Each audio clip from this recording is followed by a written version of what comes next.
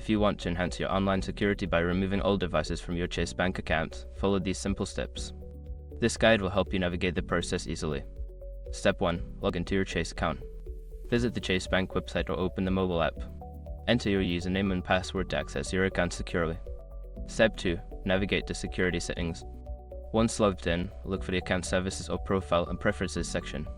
Click on it to find the security settings related to your account. Step 3. Access Device Management.